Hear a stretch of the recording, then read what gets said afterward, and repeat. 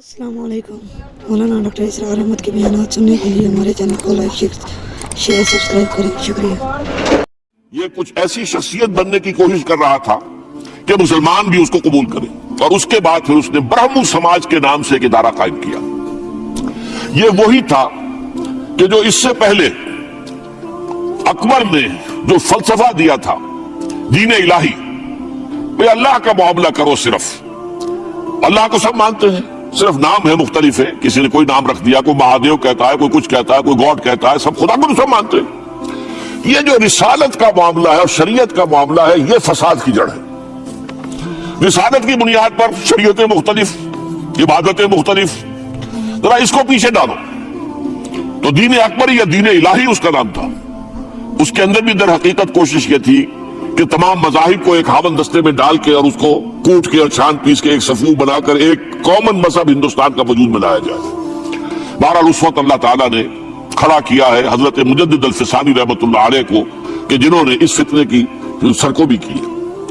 اس نے بھی مجلس ازدی کے نام سے ایسا ہی ادارہ شروع کیا، اور یہ گویا کہ ٹھنڈی چھری کے مانند، اس لیے کہ اسلام کا دار و مدار تو رسالت پر ہے۔ بقول اقبال مصطفیٰ میں رسا خیش را کے دی ہماؤست، اگر بہول رسیدی تمام بول حبیست۔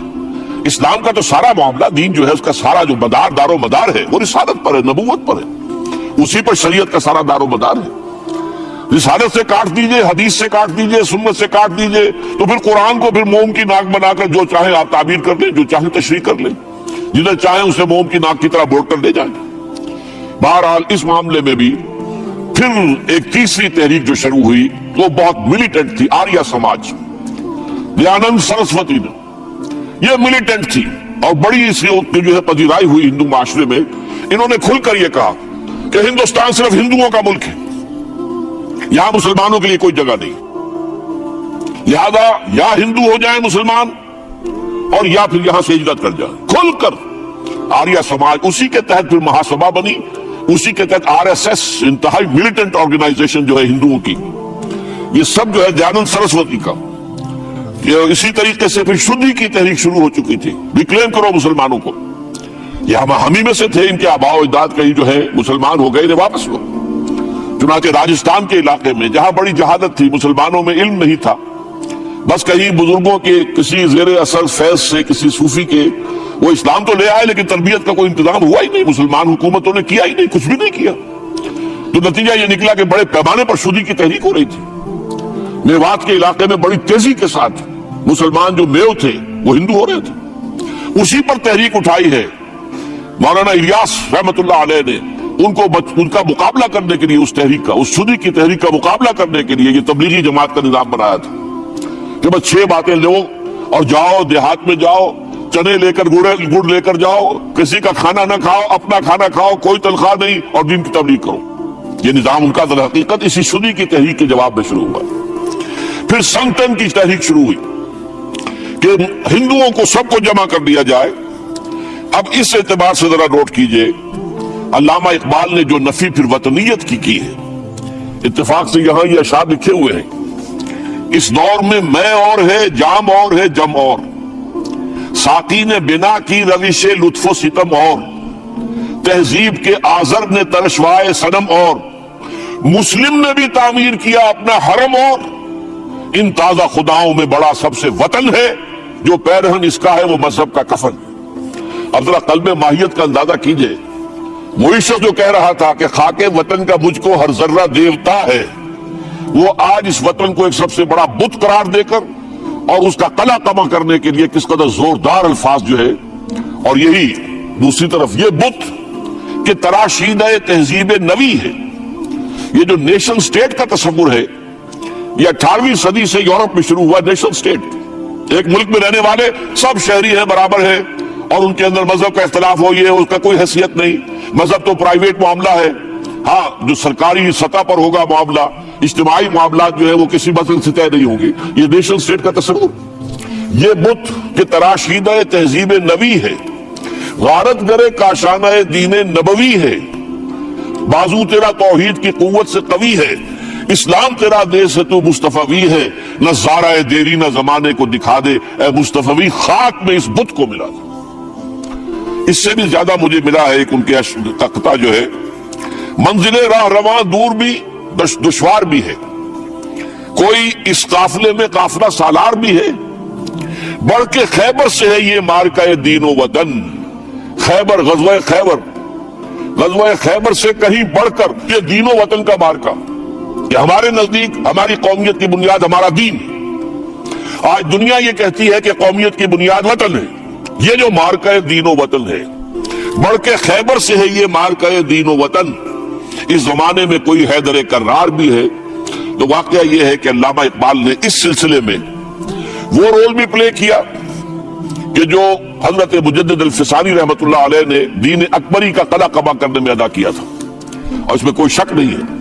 اس اعتبار سے میں کہا کرتا ہوں کہ حضرت مجدد الفسانی کے بروز کی حیثیت رکھتے ہیں علامہ اقبال، اور ان کو جو گہری نسبت تھی، حاضر ہوا میں شیخ مجدد کی لحد پر، وہ خاک کے ہے زیر فلک مطلع انوار، گردن نہ جھکی جس کی جہانگیر کے آگے، جس کے نفس گرم سے گرمی احرار، وہ ہند میں سرمایہ ملت کا نگہباں، وہ ہند میں سرمایہ ہوتی تو جو ہمارے خان عبد الولی خان صاحب جا کر انڈیا آفس کے ریکارڈ سے کچھ چیزیں لے آیا کرتے تھے، ان کی اہمیت تھی۔ اس لیے کہ جب تک انگریز ہندوستان میں رہنا چاہتا تھا، اس نے واقعی ڈیوائیڈ اینڈ رول اس پالیسی کو اختیار کیا ہے، اور یہ اس کی حکمت عملی کا لازمی حصہ تھا۔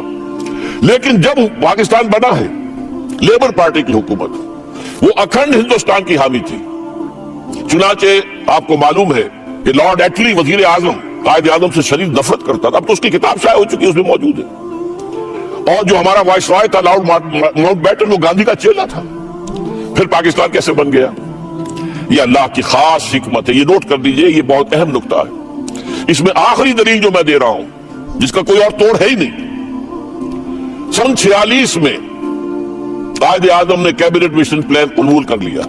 تو کیا تھا؟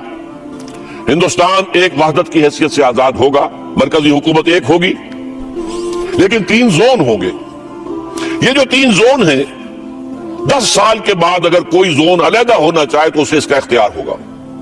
قائد اعظم نے مان لیا، پورے ہندو پریس میں مذاق اڑا، ہنسی اڑائی گئی، بس ختم پاکستان کا مطالبہ۔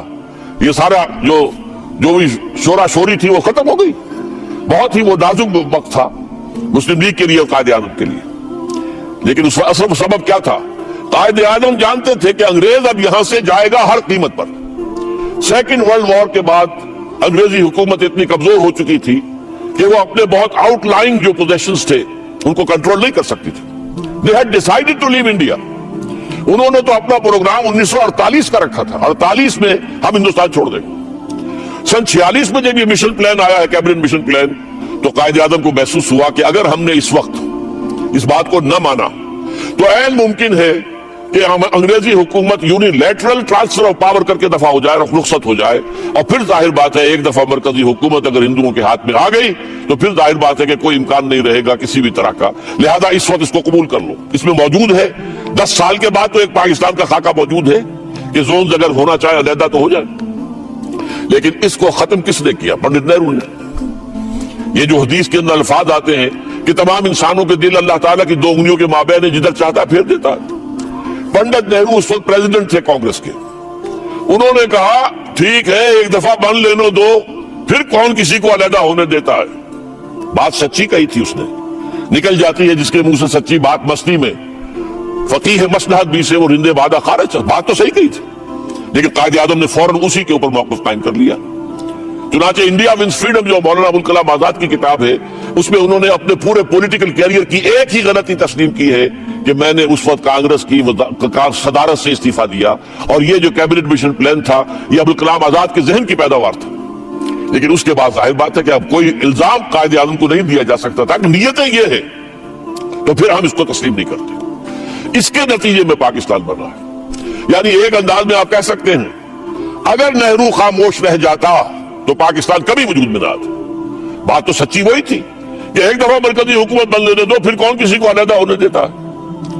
اب یہ 60 برس ہونے کو آئے، وہ کشمیر کا 1 انچ انہوں نے ہمیں نہیں دیا تو پورا ایک زون دے دیتے، ناممکن۔ لہذا بات تو سچی اسی کی تھی، اگر وہ خاموش رہتا تو پاکستان کبھی نہ بنتا۔ اب یہ معاملہ وہی ہے کہ لوگوں کے دل جو ہے اللہ تعالیٰ کی انگلیوں کے مابین ہے، وہ بولا اور پاکستان بنا.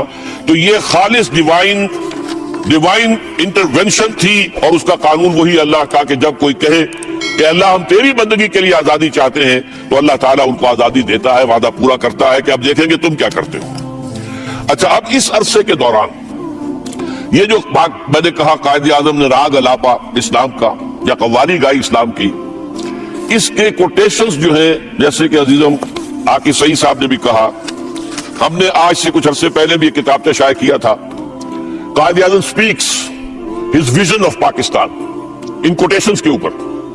ابھی اس کو مزید انلارج کر کے 100 کوٹیشنز ہیں ان 10 سالوں کے دوران کی، جن کی تقریروں کے اندر انہوں نے برملا کہا ہے ہمارا نظام، ہمارا قانون، ہماری ہر شے اسلام کے مطابق ہو. 100 کوٹیشنز تو ہیں 37 سے 47 تک، اور 40 کوٹیشنز ہیں 47 کے بعد، پاکستان بننے کے بعد، جن میں سے صرف ایک میں ایک دو الفاظ کو لے کر جو ہے ہمارا جو سیکولرزم پسند حلقہ ہے، وہ اس تقریر ہی کو سارے 150 اقتباسات اور 150 تقریروں کے اوپر جو ہے حاوی قرار دے کر اور اسے دستور پاکستان کا حصہ بنانا چاہتا ہے. میرے پاس تھبا ہے لیکن میں آپ کو صرف 2 حوالے دوں گا قائد اعظم کے. ذرا اندازہ کیجئے یہ مسٹر محمد علی جناح بول رہے ہیں یا کوئی مولانا محمد علی جناح بول رہے ہیں. یہاں پر جو بھی انداز ہے اس کا اندازہ کریں. یہ گیا بہار میں قائد اعظم نے مسلم لیگ کا جھنڈا لہرایا. یہ ہے 11 جنوری 1938. قائد اعظم نے فرمایا this is the flag of Islam for you can not separate the Muslim League from Islam. Note کرتے جائیے. Many people misunderstand us when we talk of Islam, particularly our Hindu friends. When we say this flag is the flag of Islam, they think we are introducing religion into politics, a fact of which we are proud. Note کریں, وہ ہمیں الزام دے رہے ہیں کہ تم مذہب کو لا رہے ہو سیاست کے اندر, ہم تو اس پر ہمارا فخر ہے. A fact of which we are proud. Islam gives us a complete code. It is not only a religion, but it contains laws, philosophy and politics. It contains everything that matters to a man from morning to night. When we talk of Islam, we take it as an all-embracing word. We do not mean any ill will. The foundation of our Islamic code is that we stand for liberty, equality and fraternity. یہ تو ہے 1938 کا, اور پڑھیے اور اس سے آگے. یہ 1946 کا ہے, 6 March 1946. Let us go back to our holy book, the Quran. Let us revert to the Hadith. پھر سوچئے, یہ کوئی مولانا محمد علی جو ہے قائد اعظم بول رہے ہیں, مولانا محمد علی, یا یہ کہ مولانا محمد علی جناح, یا یہ کوئی mister Muhammad Ali Jinnah. Let us go back to our holy book, the Quran. Let us revert to the Hadith and the great traditions of Islam, which have everything in them for our guidance, if we correctly interpret them and follow our great holy book, the Quran. جیسا کہ میں نے کہا 100 سے زیادہ quotation اس قسم کی ہیں. ہم اس کتاب کو اب ختم ہو چکی تھی, دوبارہ جو ہے ذرا اور ایکسٹینشن کے ساتھ اس کو شائع کر رہے ہیں, انشاءاللہ تعالی جلدی آ جائے گی, تاکہ یہ جو ہے معاملہ, اس کو تو یوں سمجھیے کہ اس جھوٹ کو جو ہے, اس کو کفن جو ہے پہنا کر دفن کر دیا جائے. میں چند صرف جو ہے ہیڈ لائنز آپ کو سنا رہا ہوں. 6 جون 38 مسلم لیگ کا جھنڈا نبی اکرم کا جھنڈا ہے. 22 نومبر 38 اسلام کا قانون دنیا کا بہترین قانون ہے. 8 اپریل اسٹار آف انڈیا میں ملت اسلامیہ عالمی ہے. 7 اگست میں اول و آخر مسلمان ہوں. 9 نومبر 1939 مغربی جمہوریت کے نقائص. 14 نومبر 1939 انسان خلیفۃ اللہ ہے. نوٹ کیجئے اس لفظ کو, یہ لفظ استعمال کر رہا ہے محمد علی جناح قائد اعظم. ہندو اور مسلمان 2 جداگانہ قومیں ہیں. ٹائمز آف لنڈن 9 مارچ 1940 میرا پیغام قرآن ہے. یہ 26 March 1940. With a few exceptions in which some individuals may have misbehaved. کچھ لوگوں نے تاریخ کے دوران میں کوئی غلط طرز عمل اختیار کیا ہو تو ہو, لیکن ہمارا جنرل معاملہ جو ہے وہ یہی رہا ہے. اب اسی پر ہے در حقیقت جو 11 اگست 1947 کی تقریر کا ایک جملہ ہے کہ جسے لے کر لوگ دوڑ پڑے. جسٹس جو تھے ہمارے, کیا نام تھا ان کا, جنہوں نے جسٹس منیر, انہوں نے اس پر پوری کتاب لکھ دی. اور اس کو جو ہے سارے سیکولر مائنڈڈ جتنے بھی ہمارے دانشور ہیں وہ اس ایک جملے کو لے کر چلتے ہیں، حالانکہ اس جملے کا بھی 95% اسلامی ہے، 5% کا اس کے اندر معاملہ ہو گیا ہے۔ کس وجہ سے ہو گیا اس کے بارے میں مختلف تعبیرات لوگوں کی ہیں، لیکن یہ ہے کہ 95%۔ انہوں نے کہا کہ you are free to go to your mosques, free to go to your temples, free to go to your gurdwaras. یہ بالکل صحیح ہے، اسلامی ریاست میں بھی مذہبی آزادی سب کو ملتی ہے۔ وہ تو صرف ایک معاملہ تھا جو قریش کے لیے تھا، بنی اسماعیل کے لیے تھا، اگر ایمان نہیں لاؤ گے تو قتل کر دیے جاؤ گے، جو سورہ توبہ کی ابتدائی 6 آیات ہیں۔ اس لیے کہ حضور خود قرشی تھے اور حضور جو ان کی طرف بھیجے گئے تھے یہ آپ کی بعثت خصوصی تھی۔ بعد میں سب کے لیے یہی تھا، اسلام لے آؤ ہمارے برابر کے ساتھی ہوگے۔ ہم یہ بھی کلیم نہیں کریں گے کہ ہم سینئر مسلمان ہیں تم جونیئر ہو، ہمارے زیادہ حقوق ہیں تمہارے کم، نہیں، برابر کے ہوگا۔ اگر یہ نہیں تو جزیہ دو، چھوٹے بن کر رہو، لیکن تمہاری مذہبی آزادی تمہیں پوری کی پوری حاصل رہے گی۔ اور یہی تاریخ بتاتی، کہیں پر بھی بالجبر کسی ایک شخص کو بھی مسلمان نہیں بنایا گیا۔ ہاں طاقت اگر ہے تو نظام جو ہے وہ اللہ کا ہوگا، دین اللہ کا ہوگا، دین اللہ کا قائم کیا جائے گا، اس لیے کہ وہی رحمت ہے انسانوں کے لیے۔ اسی میں بہترین جو ہے لوگوں کے لیے جو نظام ہے سوشل جسٹس کا وہ اللہ تعالیٰ نے دیا ہے حضور کے ذریعے سے نوع انسانی کو۔ دین وہ ہوگا، باقی مذہب کے طور پر تم جس طرح چاہو کرو۔ اسی طریقے سے انہوں نے کہا کہ Muslims will cease to be Muslims and Hindus will cease to be Hindus, not in the religious sense, because religion is the private faith of the individual, but in the political sense۔ اس میں بھی سیدھی سی بات یہ ہے کہ واقعتاً پوری دنیا میں تو یہی ہے کہ مذہب جو ہے وہ فرد کا معاملہ آج پوری دنیا میں ہے۔ ہاں اسلام جو ہے وہ میں نے جیسا کہ آپ کو قائد اعظم کی تقاریر سے بتایا، اسلام مذہب نہیں ہے، اسلام دین ہے، پوری زندگی کا نظام دیتا ہے۔ اس وقت اگر اس کو ایکسپٹ بھی کر دیتے، ذرا اس کا استثناء کر دیتے تو بات جو ہے اس کے اندر کوئی بھی جو ہے کوئی غلط فہمی کا امکان پیدا نہ ہوتا، لیکن ہوا ہے۔ کس وجہ سے ہوا یہ ایک علیحدہ بحث ہے، میں اس میں جانا نہیں چاہتا، لیکن اس کی نفی خود قائد اعظم نے کر دی تھی جو یہ انٹرپریٹ کر رہے تھے، اس لیے کہ 25 جنوری 48 کو کراچی کی بار ایسوسی ایشن سے خطاب کرتے ہوئے قائد اعظم نے اس کی نفی کر دی تھی۔ قائد اعظم نے فرمایا تھا کہ Quaid Azam said Islamic principles today are as applicable to life as they were 1300 years ago۔ Islam, Quaid Azam Muhammad Ali Jinnah governor general of Pakistan said that he could not understand a section of the people who deliberately wanted to create mischief and propaganda that the constitution of Pakistan would not be made on the basis of شریعت۔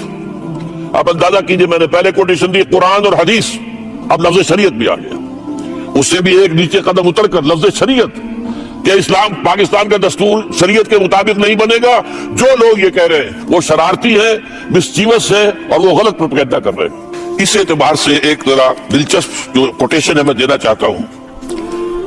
1946 میں برطانیہ کی parliament کا ایک 10 رکنی وفد ہندوستان آیا تھا، اس میں رابرٹ ریچرڈ اس کے چیئرمین تھے، ایک رکن تھا مسٹر سورنسن۔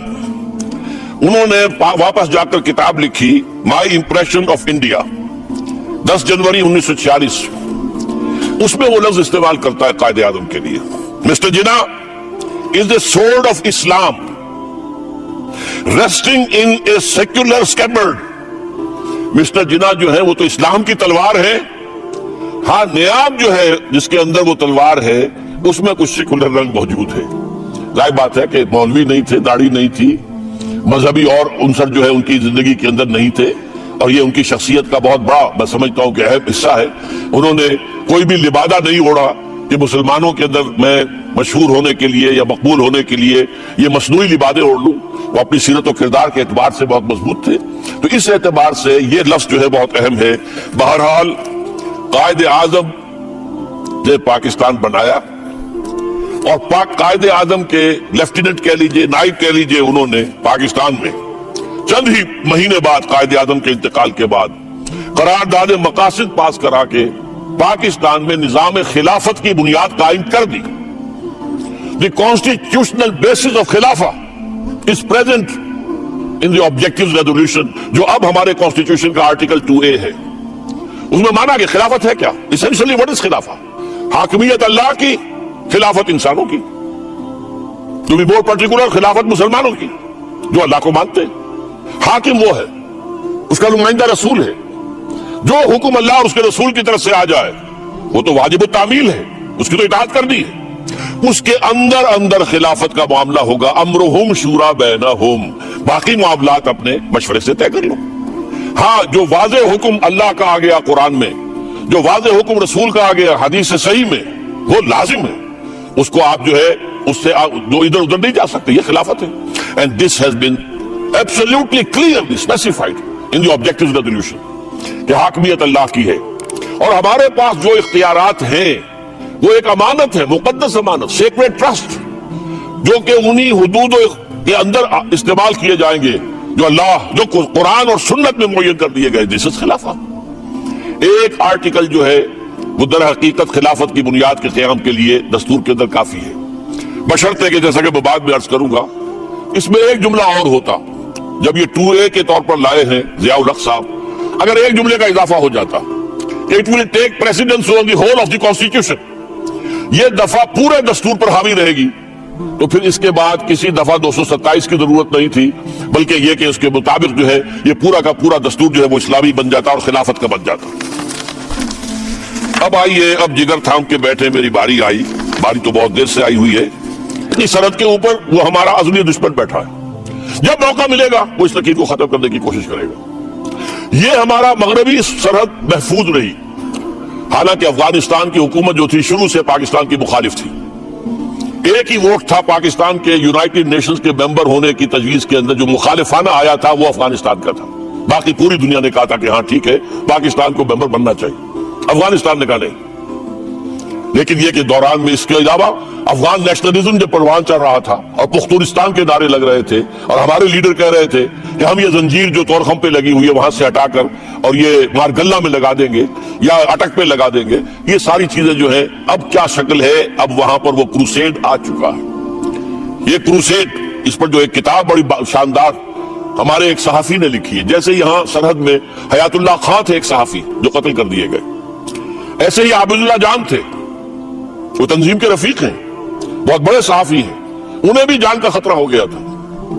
انہیں اس طریقے سے ان کا پیچھا کیا جا رہا تھا, وہ ملک چھوڑ کر چلے گئے, اب کینیڈا میں. کئی کتابیں وہ لکھ چکے ہیں, اینڈ آف ڈیموکریسی ان کی کتاب ہے, بڑی زبردست. انہوں نے ثابت کیا ہے کہ یہ مغربی لبرل سیکولر ڈیموکریسی کا وقت ختم ہو چکا ہے, اب اسلام کا نظام آئے گا.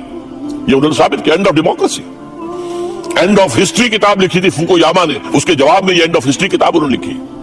اور ایک کتاب افغانستان, دی جینیسس آف لاسٹ کروسیڈ, آخری کروسیڈ کی جو بات تیار ہو رہی ہے وہ یہاں ہو رہی ہے, اور شاید اس لیے ہو رہی ہے ہماری بہت سی باتوں سے یہودی ہم سے زیادہ واقف ہے.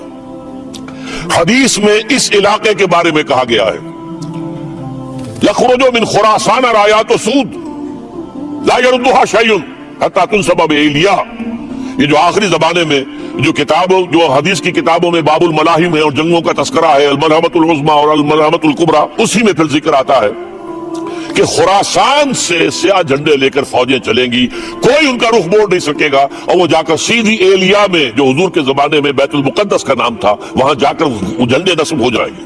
گویا کہ اس حدیث کی روح سے یہ معلوم تھا کہ یہودیوں کا قبضہ ہوگا, اور یہودیوں کا جو ہے قبضہ, اس کو یہاں سے لوگ جائیں گے جو وہاں سے باگزار کرائیں گے. اسی کو بنایا انہوں نے. اور چونکہ ذرا سی ایک جھلک, ابھی اسلامی نظام نہیں تھا, نہ وہاں سیاسی نظام بنا تھا طالبان کے تحت, نہ ابھی معاشی نظام کوئی بنا تھا, چند ایک اسلامی سزائیں نافذ کی تھی, اور 90-95% ایریا جو ہے افغانستان کا کرائم فری ہو گیا. پوری دنیا نے دیکھا اپنی آنکھوں سے. انہوں نے سوچا کہ یہ ریپ دی ایول ان دی بڈ, ختم کرو انہیں, یہ نظام. اگر, اور میں آپ کو نوٹ کرا دوں, ہمارے ہاں کے سیکولر دانشوروں میں بہت نمایاں مقام حاصل ہے علامہ اقبال کے صاحبزادے ڈاکٹر جاوید اقبال کو. وہ طالبان کے زمانے میں کابل گئے, 8-10 دن وہاں رہے, واپس آئے تو اکوڑا خٹک کا جو مدرسہ ہے جامع حقانیہ, وہاں انہوں نے ایک تقریر کی, اور اس میں یہ الفاظ کہے کہ جو کچھ حالات میں وہاں دیکھ کر آیا ہوں, اگر چند اور مسلمان ملکوں میں ہو جائیں تو پوری دنیا اسلام لے آئے گی. یہ جاوید اقبال کے الفاظ. لہذا اب یہی تو وہ چیز ہے جو انہیں پسند نہیں ہے. شیطان کا ایجنٹ, شیطان کے سب سے بڑے اعلی کار یہودی, اور یہودیوں کے اعلی کار عیسائی. اس وقت جو ہے پورا کا پوری عیسائی دنیا جو ہے وہ ان کے اعلی کار کی حیثیت رکھتی ہے. یہ معاملہ بھی اب پاکستان کے سامنے آ چکا ہے. اب اس کا حل کیا ہے؟ آخری بات, ایک لفظ, توبہ. تاریخ میں 2 مرتبہ ایسا ہوا ہے. حضرت یونس علیہ السلام ان کی قوم پر عذاب کے آثار شروع ہو چکے تھے، اور کبھی ایسا نہیں ہوا کہ کسی رسول کی قوم پر عذاب کے آثار شروع ہو جائیں اور پھر وہ توبہ کرے تو توبہ قبول ہو جائے. لیکن ہوئی ہے الا قوم یونس کے ساتھ معاملہ ہوا. اس کی وجہ یہ تھی کہ حضرت یونس علیہ السلام سے خطا ہو گئی تھی. اللہ کی ایکسپریس پرمیشن کے آئے بغیر وہ اپنی قوم کو چھوڑ کر چلے گئے تھے، قوم سے ناراض ہو کر. لہذا وہاں عذاب کے آثار آئے، پوری قوم نے توبہ کی، عذاب کے آثار ٹل گئے. اسی طریقے سے یہودیوں کی تاریخ میں جب وہ انتہائی پستی میں گر چکے تھے، جب نیبوکڈنیزر نے 6 لاکھ یہودی بیت المقدس میں قتل کیے تھے اور 6 لاکھ کو قیدی بنا کر لے گیا تھا، اور بیت المقدس میں ایک متنفس بھی باقی نہیں رہا. ہیکل سلیمانی کی 2 اینٹیں بھی سلامت نہیں تھی. پھر حضرت عزیر علیہ السلام نے توبہ کی بنا دی کہ لوگوں توبہ کرو، پلٹو اپنے رب کی طرف، مشرکانہ اوہام سے توبہ کرو، بدعات سے توبہ کرو، اللہ کے فرائض کو ادا کرو، شریعت کو اپنے اوپر نافذ کرو. این ٹی بھٹو تو آپ کو معلوم ہے بہت سے لوگوں نے جانیں دے دی تھی، لیکن پھر بریگیڈیئر محمد اشرف گوندل نے لاہور میں کہا اب ہم مزید کوئی فائرنگ نہیں کریں گے. 2 بریگیڈیئر اور کھڑے ہو گئے. بھٹو صاحب کو ہوش آ گئی. 2 دن پہلے انہوں نے کہا تھا میری کرسی بہت مضبوط ہے، معلوم ہوا وہ کرسی تو مضبوط نہیں ہے، وہ تو فوج کے بل پر تھی. بلایا، پی این اے سے نیگوشیشن ہوئی، بات طے بھی ہو گئی تھی. وہ تو ضیاء الحق صاحب پہلے سے ادھار کھائے بیٹھے تھے، تیاری کر چکے ہوئے تھے قبضہ کرنے. بہرحال یوکرائن میں جو کچھ ہوا ہے آپ کو معلوم ہے، جارجیا میں جو ہوا، کرغزستان میں جو ہوا، لیٹن امریکہ میں جو ہوا، یہ یک طرفہ مسلح بغاوت نہیں، پرامن منظم ایک مضبوط جماعت کی زیر قیادت مطالبہ، یہ چیزیں ختم کرو. اور اس کے نتیجے میں ایک عوامی تحریک کے ذریعے سے تبدیلی لانا، یہ گویا کہ وہ ہارڈ ریولوشن کا ہوگا. اور اس کے لیے تنظیم اسلامی بھی ہے، اس کے لیے تحریک خلافت بھی ہے. میں آپ کو دعوت دیتا ہوں، آپ اس کا مطالعہ کریں، دیکھیں، سوچیں، کمپیریٹو اسٹڈی کریں، اور جماعتوں کو بھی دیکھیں. جس جماعت پر دل ٹھک جائے کہ یہ اسلام کے لیے صحیح کام کر رہی ہے، اس میں شامل ہو جائے، خالی نہ رہے. کوئی شخص خالی نہ رہے اس جد و جہد سے، کوئی اس میں شامل ہو جائے. تو ہمارا مطالعہ جو ہے، ہماری کیا ہے، تحریک خلافت ہے. بعض لوگ جو ہے اس میں ذرا پیچیدگی کے اندر الجھ جاتے ہیں کہ یہ تحریک خلافت ہے، یہ تنظیم اسلامی ہے. تو مثال کیا ہے، تحریک پاکستان تھی، لیکن جو جماعت اس کی علمبردار تھی اس کا نام مسلم لیگ تھا. ہماری تحریک خلافت کی تحریک ہے، جس کی خوشخبری دی ہوئی ہے حضور نے صلی اللہ علیہ وسلم کہ قیامت سے پہلے پوری دنیا میں نظام خلافت علی منہاج النبوت قائم ہوگا، ہو کر رہے گا. اس میں کوئی شک و شبہ مجھے نہیں، اور نہ ہونا چاہیے کسی کو بھی جس کا بھی ایمان ہے محمد الرسول اللہ صلی اللہ علیہ وسلم پر، صحیح اور پختہ حدیث کے اندر موجود ہے. لہذا اس کے لیے جد و جہد، ظاہر بات ہے کسی ایک ملک سے شروع ہوگا، یہ ایک علیحدہ موضوع تھا. اس کے لیے میں نے آج جو ہے ادھر میں نہیں جا سکا ہوں. اس کے لیے مشیت خدابندی بہت عرصے سے اس خطے کے لیے کچھ طے کر چکی تھی. آپ کو معلوم ہے تحریک خلافت چلی تو یہاں ہندوستان میں اور کہیں بھی نہیں چلی. آزادی کی تحریکیں چلی تو دوسرے ملکوں میں اپنے لوکل نیشنلزم کی بنیاد پر چلی، یہاں اسلام کے نام پر چلی. پاکستان معجزے کے طور پر قائم ہوا، پھر 27ویں شب رمضان مبارک میں نازل ہوا. یہ وہ آیات ہیں، یہ وہ کرامات ہیں جو پاکستان کے ساتھ وابستہ ہے. اس سے پہلے یہ کہ مجددین کا سلسلہ جو 1000 برس تک عالم عرب میں رہا تھا وہ ہندوستان میں منتقل ہوا.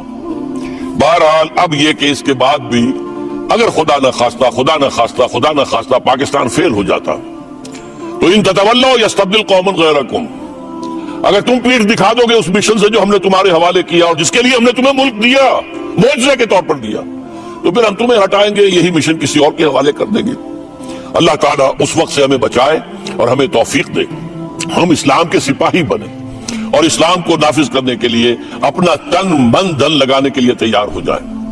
ورنہ ہمارا حشر وہ ہوگا جو سورہ اعراف میں ایک شخص کا ذکر کیا گیا ہے، وَاتْلُ عَلَيْهِمْ نَبَأَ الَّذِي آتَيْنَاهُ آيَاتِنَا. ایک بلعام بن بابورہ ہوتا تھا، بہت بڑا درویش، بڑا صاحب کرامت بزرگ. ہم نے اسے اپنی آیات عطا کی تھی، آیاتنا. فَانْسَلَخَ مِنْهَا، اس میں سے نکل بھاگا. فَأَتْبَعَهُ الشَّيْطَانُ، تو شیطان اس کے پیچھے لگ گیا. فَكَانَ مِنَ الْغَاوِينَ، پھر وہ انتہائی گمراہ ہو کر رہا.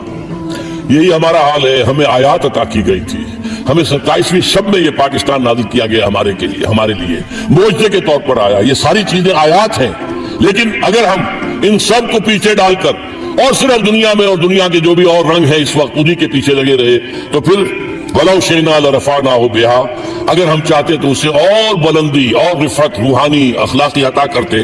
वलाकिन्नहु अखलद इलल अर्द, लेकिन वो तो जमीन ही की तरफ धंसता चला गया। उसके बाद आगे थोड़े फरमाया है ज़ालिका मसलुल कौमिल लज़ीना कज़्ज़बू बिआयातिल्लाह, यही मिसाल उस कौम की भी है जो अल्लाह की आयत को झुटला दे। फ़क़्सुसिल क़सस लअल्लहुम यतफ़क्करून, तो ए नबी इनको ये वाक़या सुना दीजिए, शायद कि ये गौर करें, सोचें, कहीं ऐसा ना हो कि हम बालाम बिल बारूदा बनकर रह जाएं और हमारी दास्तान जो सूरत फिर ये होगी कि तुम्हारी दास्तान तक भी ना होगी दास्तानों में।